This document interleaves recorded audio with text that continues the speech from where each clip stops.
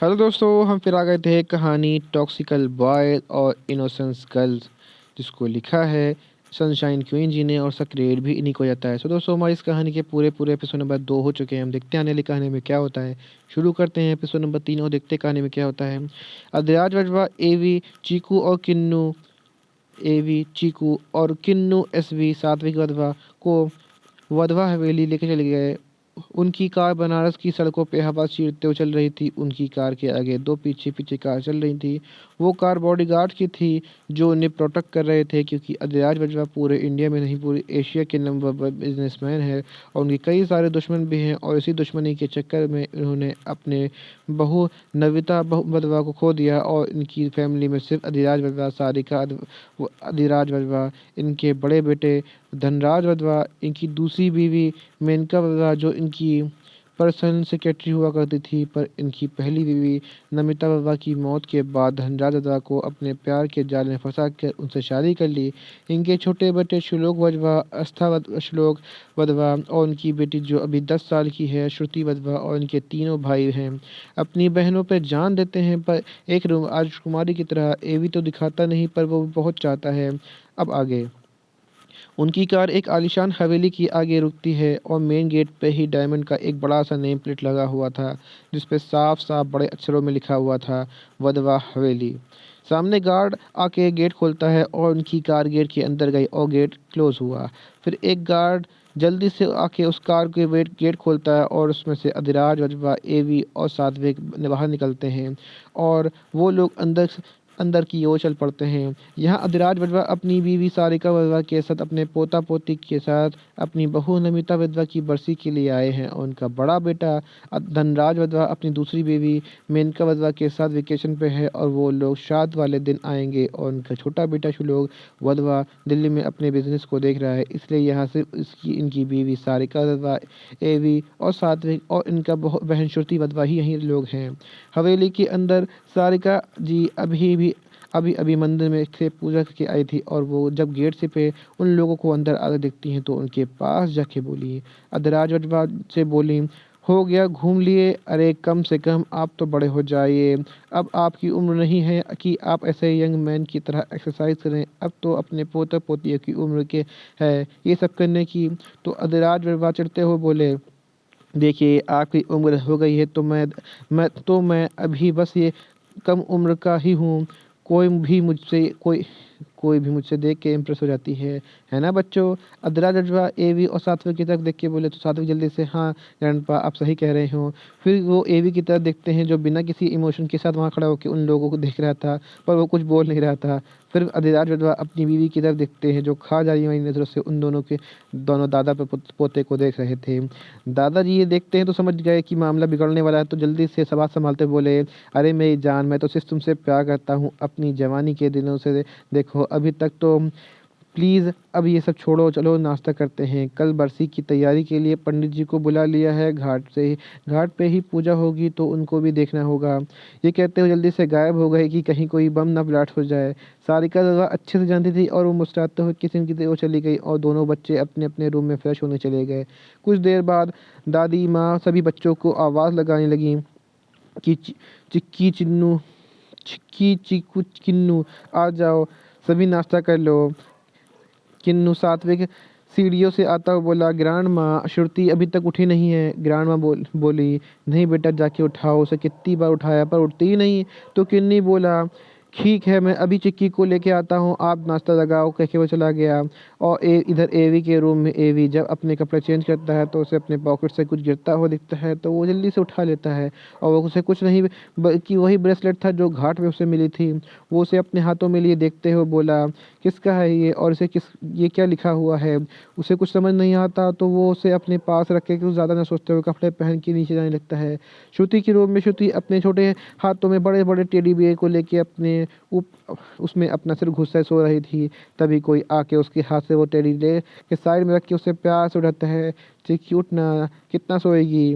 चिक्की कसम हंसाते हुए बोली, अभी थोड़ी देर और भैया वो, प्लीज़। सात्विक बोला, नहीं अब बस भी कर, या मैं उसे बुलाऊं जिसके देखने भर से तू उठ के बैठ जाएगी। तभी उसके कमरे में किसी की आवाज़ आई, कौन नहीं उठा अभी। ये बात सुनते ही शिशु की नींद उड़ गई और वो जल्दी से अपने दोनों हाथ छोटे-छोटे हाथों को अपनी आँखों में मलते हुए, "अरे! अरे! मैं तो उठ गई।" वहीं सात्विक जब आवाज़ सुनी तो समझ गया कि अभी-अभी उसकी छोटी-सी बहन उसके उठने से उठ नहीं रही थी और अब अचानक से उसकी नींद गायब हो गई। वो मुस्कुराते हुए पीछे देखता है तो पीछे यहीं पे कहानी का एपिसोड नंबर आपका 3 कंप्लीट होता है। सो दोस्तों मुझे लगता है तो हम इसी में कहानी का एपिसोड नंबर 4 ऐड करता हूँ और देखता हूँ कहानी में क्या होता है। जब सात्विक पीछे की तरफ देखता है तो वहाँ कोई और नहीं एवी अपने कोल्ड एक्सप्रेशन के साथ अंदर आता दिखाई देता है। एवी श्रुति की तरफ देखते हुए बिना किसी भाव के, "श्रुति उठो और रेडी होके नीचे आओ।" ये कह के वो एसवी को अपने साथ लेके चला जाता है। वहीं श्रुति जिसकी नींद पूरी तरह से अपने डेविल भाइयों को देख के कहने पे उड़ चुकी थी, वो कहती है, "ये भैय्यों भी ना, सुबह-सुबह ऐसे कौन अपनी क्यूट सी लिटिल सी बहन को डराता है?" हूँ।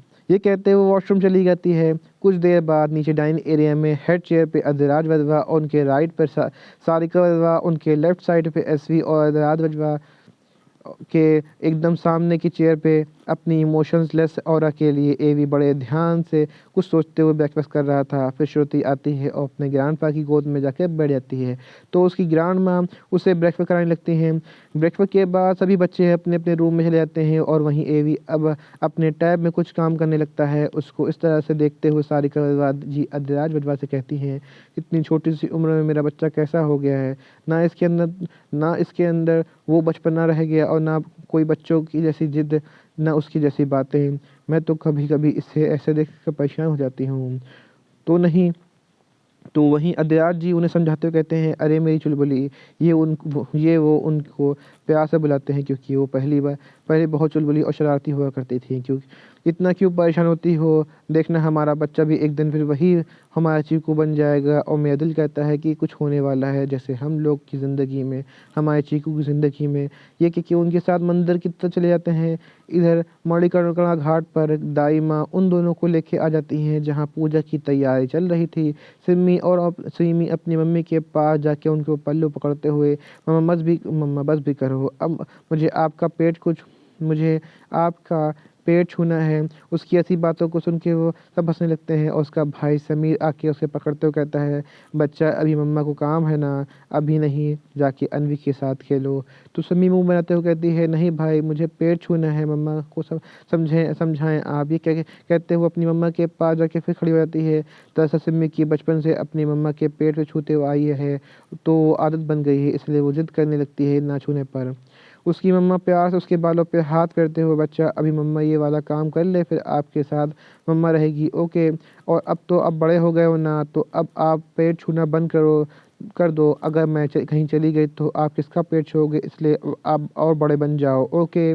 वो सिम्मी के गालों पे प्यार से सहलाते हुए कहती हैं, तो सिम्मी कहती है, "ऐसे कैसे आप मुझे छोड़ के जाओगे? आप कहीं नहीं जाओगे, समझे आप?"